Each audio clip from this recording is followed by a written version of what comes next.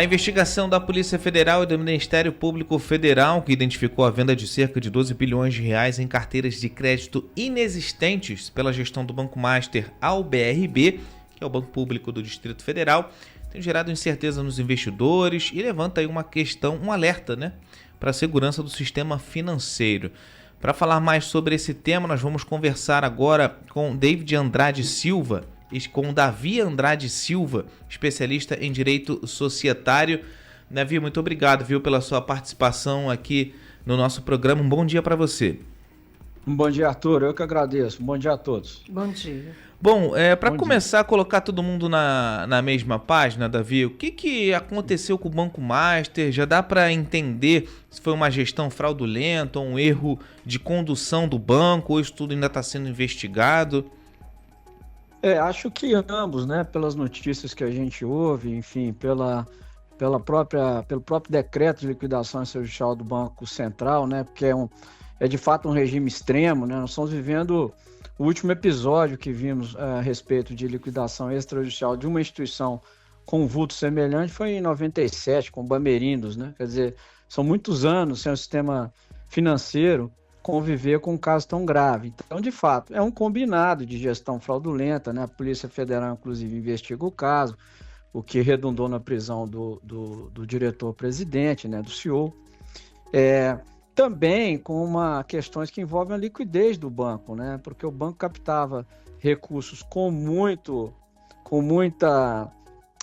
vamos dizer assim, com muita agressividade, Pagando 130%, 140% de taxa, E do outro lado, que a gente vê as notícias dão conta de que são de carteiras com ativos podres, O banco investia muito na compra de precatórios, de direitos creditórios, enfim. Então havia uma combinação de uma administração muito arriscada, muito, enfim, fraudulenta talvez, isso que os órgãos vão fiscalizar, e na outra ponta investimentos muito ruins, carteiras de fato inexistentes, Isso que as instituições estão registrando e investigando. Então é um misto explosivo, sabe, Arthur? Que envolve de fato esses dois elementos que redundaram efetivamente no decreto de liquidação extrajudicial do banco, Bom dia, Davi. Kelly falando contigo dia. aqui na Rádio Sputnik. Muito obrigada por conversar com a gente hoje. Muito obrigado, Kelly. Eu agradeço. As pessoas que têm investimentos no banco, Davi, vão ter seus direitos garantidos, mantidos? Agora entra em cena, Kelly, o Fundo Garantidor de Créditos, E o Fundo Garantidor de Crédito indeniza esses investidores, correntistas, enfim, até um limite de R$250 mil por CPF ou por CNPJ. Então entra agora em cena o FGC e ele tem essa garantia, de pagar até os investimentos até R$250 mil, pessoas físicas ou jurídicas, Se o investidor tem recursos aplicados no banco, CDBs, LCIs, LCAs, poupança, dinheiro em conta corrente, enfim, tudo isso até 250 mil, o fundo garantidor vai cobrir. E cobre rapidamente, o liquidante agora vai efetivamente consolidar essa lista de investidores, de correntistas, e vai sinalizar como o pagamento será feito. A gente acredita que isso deva ser feito rapidamente. Lembrando que o Fundo Garantidor de Crédito é uma associação civil formada por recursos dos próprios bancos, Então não entra aqui recurso público.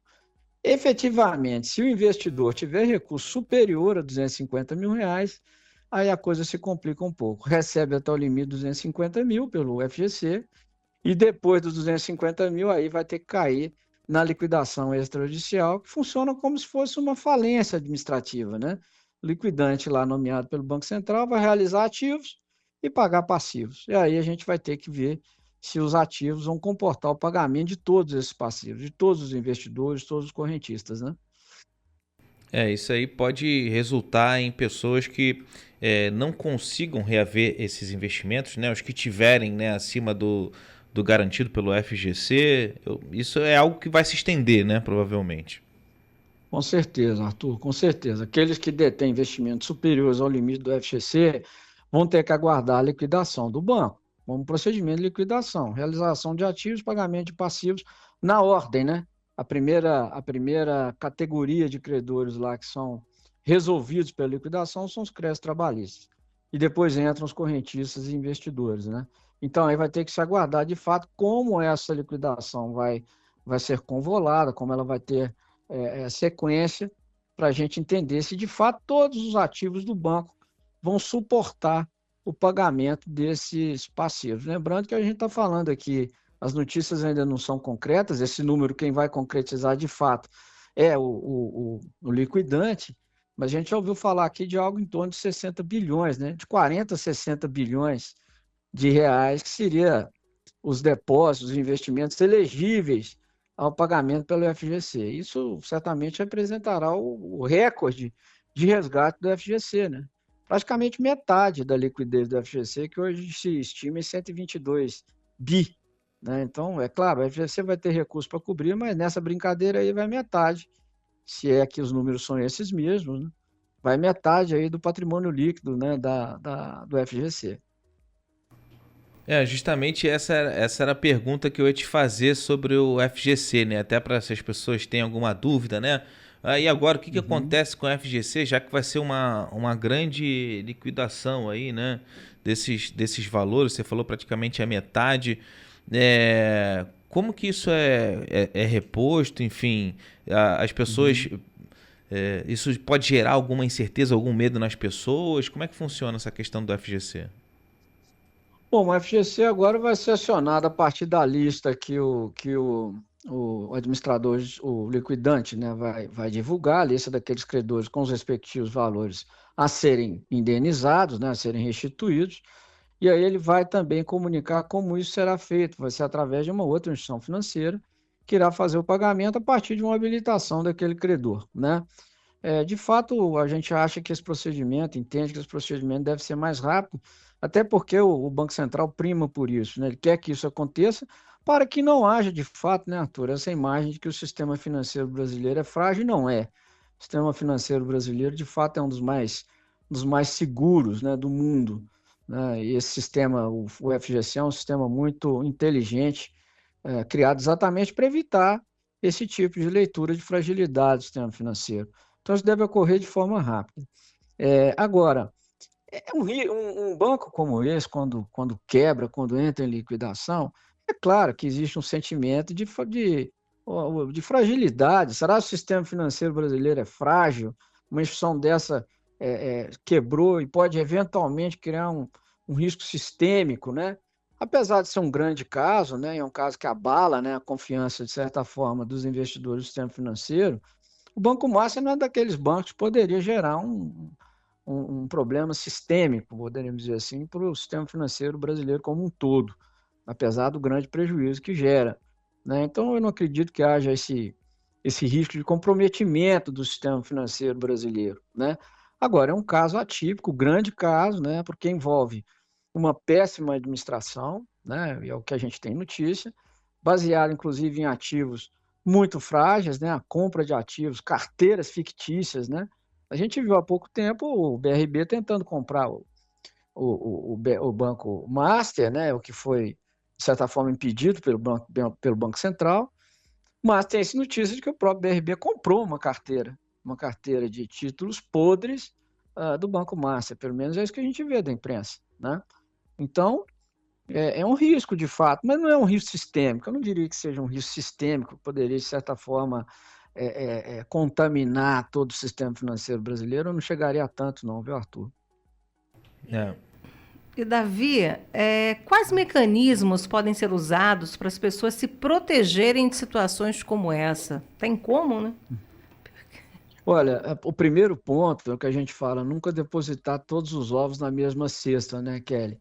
Então, sabendo, evidentemente, que as instituições financeiras é um negócio como qualquer outro, embora inseridos num sistema muito garantido, colocar todos os investimentos em uma única cesta pode gerar esse tipo de problema, né? Então, aqueles que investiram pesadamente no Banco Master e suplantam o investimento teto 250 mil do FGC, esses podem, de fato, ter algum tipo de problema, né? E é um banco que primava muito por esse marketing agressivo, né? Por captar agressivamente, né? Então, pagando 130%, 140% do CDI, quem não se encanta por uma promessa dessa, né? vou investir numa instituição que paga muito mais do que uma instituição mais sólida, né? Isso também tem que ser pesado, pensado. Essa oferta é muito agressiva, né, de captação de investimentos pode também gerar algum tipo de problema lá na frente. O investidor tem que olhar para isso tudo, né? Então, a rigor é não colocar todos os ovos na mesma cesta, diversificar seus investimentos e procurar, claro, né, dentro de uma análise mais correta, né, as instituições que são mais sólidas, né, tem mais suporte, né, instituições que têm mais diversidade nos seus investimentos, nas suas carteiras, né? É claro que ninguém está isento a uma situação dessa. Agora, você veja, né, desde 1997 nós não temos um caso semelhante, né? Isso que diz muito sobre a segurança do sistema financeiro brasileiro, né? E, Davi, a gente fica na dúvida hoje porque a gente tem tanto banco digital surgindo e a dúvida é aquela, né? Você tem um problema com o banco, quando ele tem endereço físico, é lá que você procura a sua agência para reclamar, para questionar.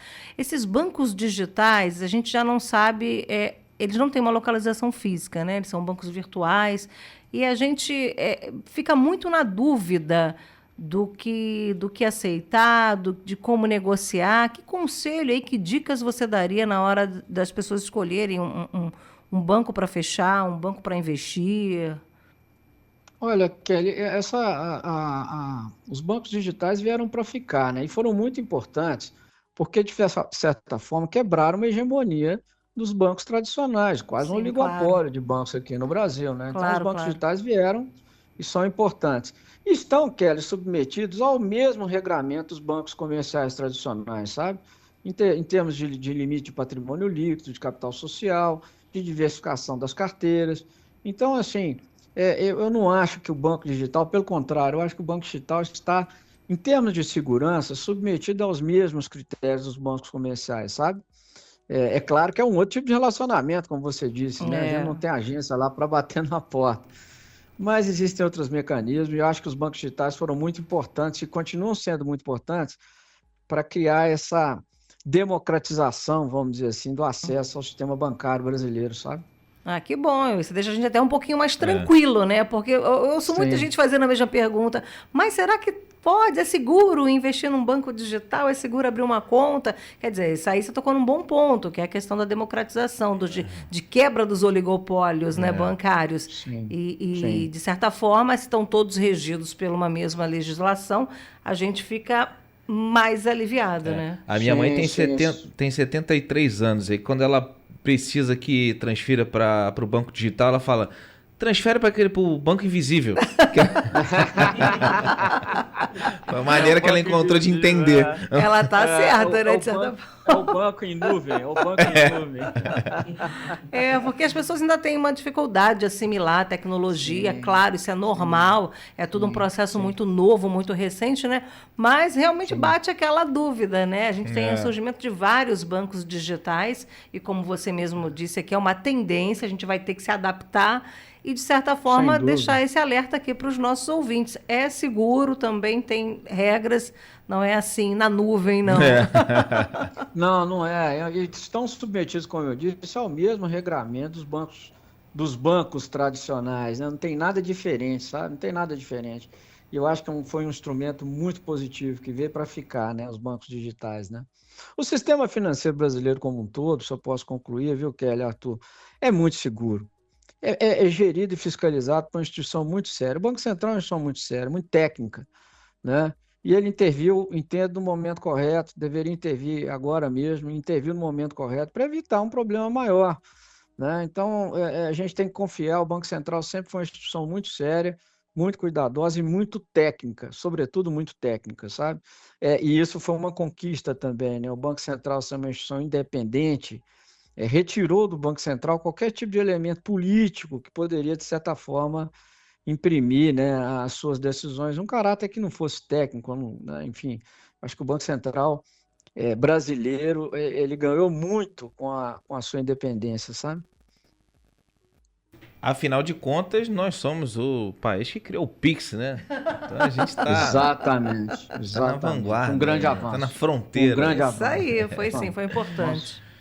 Sem dúvida, sem dúvida. Obrigado, viu? Davi Andrade Silva, especialista em direito societário, trazendo aqui esclarecimentos sobre esse tema, né, importantíssimo, que está em voga, aí, em discussão, né, na imprensa, enfim, que vai ter muitos desdobramentos ainda. E espero a gente poder contar com você aqui outras vezes, viu, Davi? Muito obrigado mesmo pela sua participação. Vai ser um prazer, muito bom dia, vai ser um prazer, uma honra muito grande. Um bom dia a todos e a grande audiência. Obrigada, Davi. Um bom dia para você também. Bom feriado e até uma próxima. Até uma próxima, obrigado. Tchau, tchau. Tchau. Tchau.